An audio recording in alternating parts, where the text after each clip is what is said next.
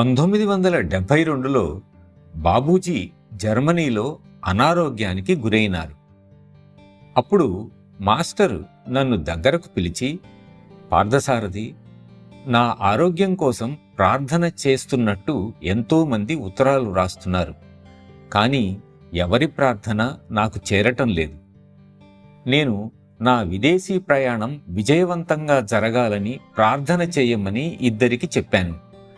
కనీసం వారి ప్రార్థనలు కూడా నాకు చేరటం లేదు అన్నారు.